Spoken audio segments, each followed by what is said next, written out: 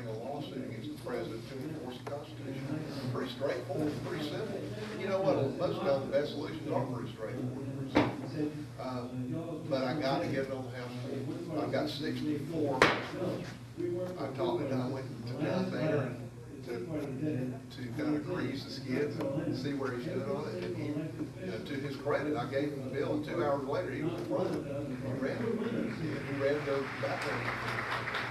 Congressional research and he said, I understand you, but suing the president, that's a little radical. That's exactly what he said. And here's the thing. They're focused on November. Okay? That's what they're focused on. And they're saying, do we want to be this radical? That's their mindset. The only way this is going to get over is if there's a push. And I'm pushing as hard as I can. Okay? And there are 4 or 5 other congressmen that feel as strongly about this as I do. Nick Mulvaney's trying to get the coast bonus. Ted Yoho from Florida is trying to get the coast bonus. Chris Stewart from Utah is trying to get the coast bonus. Kim Bridenstine trying to get the coast bonus. I've got to get 66 is great, but it's not enough. I've got to have 150. Okay? So if you guys, we got to get this spread throughout the grassroots throughout the country. And I can't do it without you. It won't happen.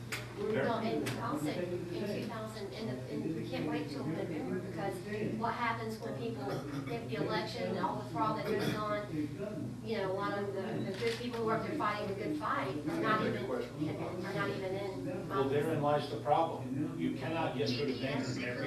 You call all of his offices in Ohio, you call his office in Washington, you can see your call is very important. Hey, if he gets 1,000 emails, he'll hear about it. Well, email might get through. I don't know. I've heard that they have a system that purges them. I know that, one of Pelosi's staffers even told me that they purge them every 3,000. If it gets too full, they purge them. But you can't fax them. You can't fax Boehner, and you can only fax one of the officers. Stevens, is he the West? Stevenson, is that his name? The West Kevin. You can get to one of his local offices, but the fax will not go into his office. It won't go. Do we have contact information for the speaker and the leader on our website?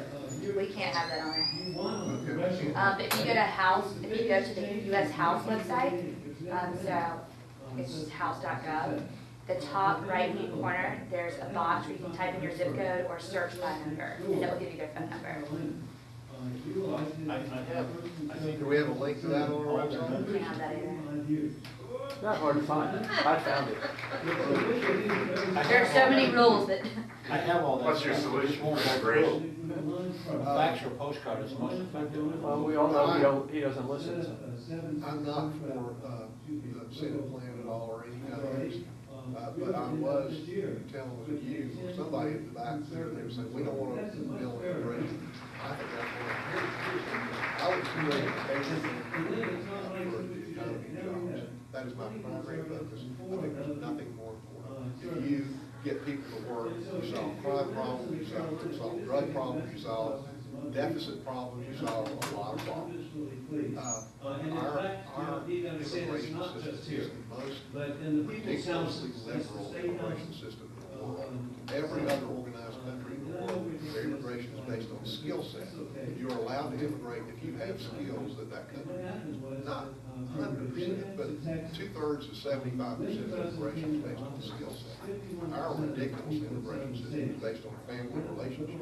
So when somebody gets over here, whether they have a skill set or not, then they can bring the whole family. It's ridiculous. We allow 1.1 million people legally into this country every year. So that needs to change. That is anti-competitive. That is anti-American jobs. That raises our unemployment rate. It raises our social safety net. Raises our deficit. It's ridiculous. It needs to be changed now. How do we get from where we are today to where we need to go in the face of all this push from the state? I'm not in favor of amnesty. We've got to secure the border. We don't have a secure border.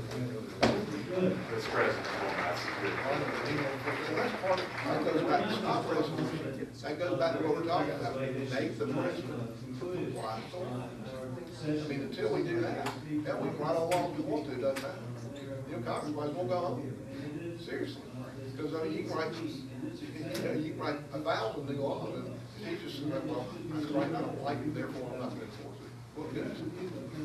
Yes, sir. Congressman, my expertise is the healthcare delivery system, not how to pay for it.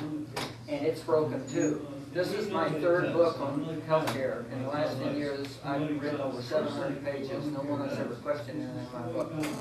This, I think, is a game changer. In that I know how to totally reorganize the healthcare delivery system. That's a state responsibility. But I believe couple this with the Republican offers for how to pay for it, and it'll make your what you present to the public stronger. Happy to look at anything. I'm a co-sponsor of Tom Price's bill. He and I get confused all the time. I get his checks every day. I got a check from the Atlanta Braves one time for $3,000, made out to Tom Price. And so I sat on my desk for a week, and then finally we sent it back, and I told him that story. He said, well, I appreciate you sending all my checks back. I sent them all back. I said, I'll send them all back as far as you know. I'm happy to look at it. I like Tom Price's bill. But even if you had a perfect way on how to pay for it, the delivery system is still broken. Okay. I break it down and I offer a solution. Okay.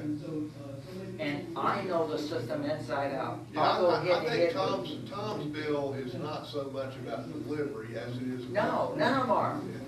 And this will fill in the blanks on what you're missing on the delivery system. Okay, have to look at it. It's signed and We're from Michigan, we're down here representing the umbrella groups, the two umbrella groups in Michigan, the Tea Party groups. We're going back on HR 44 and chase those congressmen there.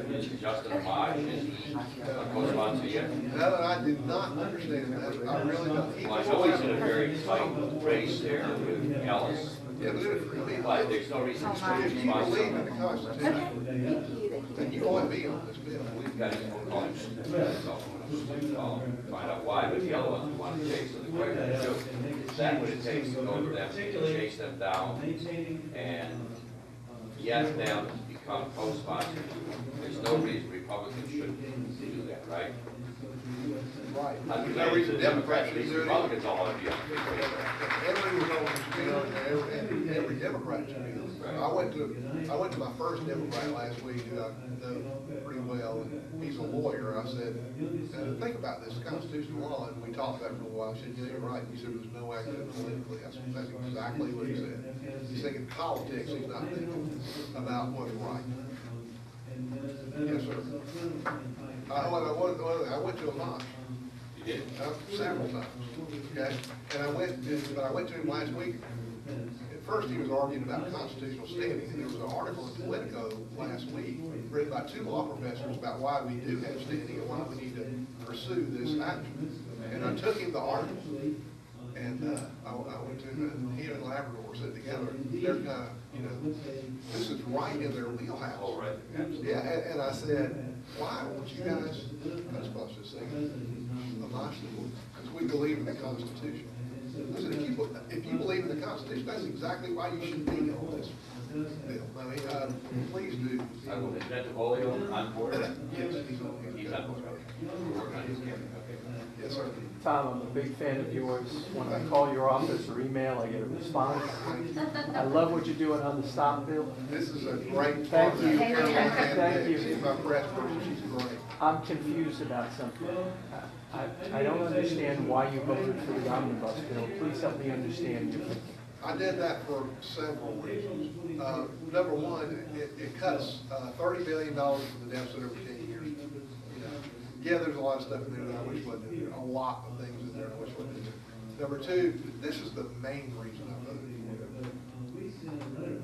Because I am sincerely scared and worried about these kids that are coming out of high school and college and there is nothing for them. And I'm afraid we're going to lose a generation And I believe that one of the reasons, I think the economy is poised to accelerate, regarding, despite the nonsense in Washington. But the biggest problem with it is the utter chaos that Washington is creating. So second.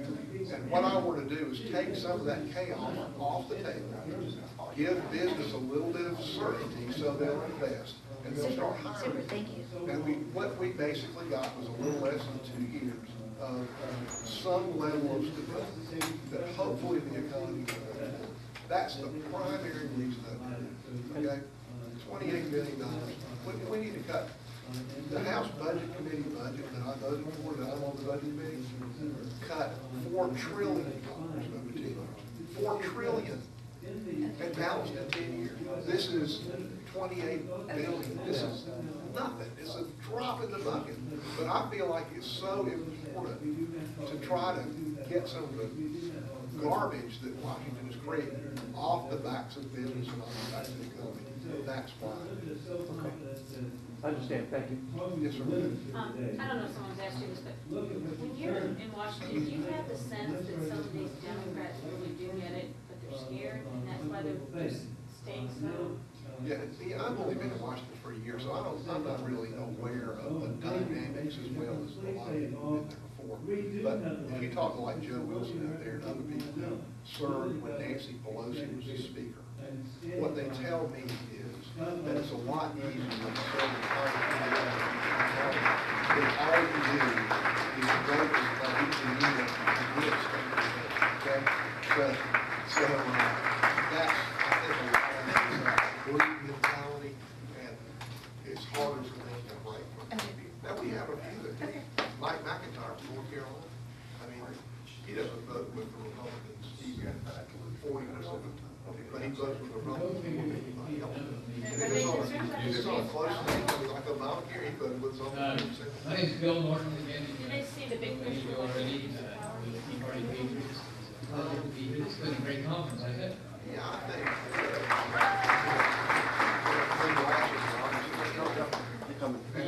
Probably yours and mine and everybody else. Throughout the year, and this particular event is one that we always But I have. do think, you know, there's some really smart people. South Carolina. They're Fantastic. some of them, I look at them now, they have to Thank think. you for all the There are hard work people like you've done.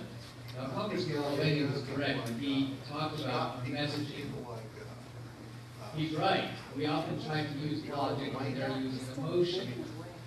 And whenever you take our message versus their message, and whenever you argue it, and they're not dumb. logic, they're using logic, we're using emotion.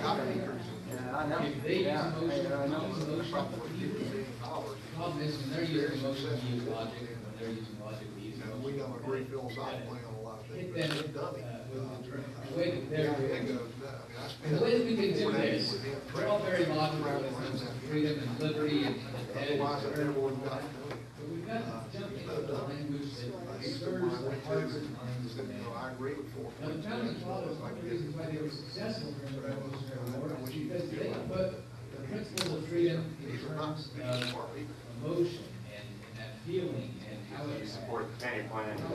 interacted with the individual. And so if we continue to study the words of the founders, the words of the colonists, But as we read House, their words and continue to study them, it will ingrain in our hearts and our minds. We just naturally will be able got to $4 speak trillion that over language 10 years balancing to that. others comparative. And then at the same time, the Republican state. We've got so much dues and bonds to read, the articles to read, to make sure that you're up on all the current events. Try to fit in there periodically, The reason I voted encounters was their because quotes. I could have very easily got my Air Force score.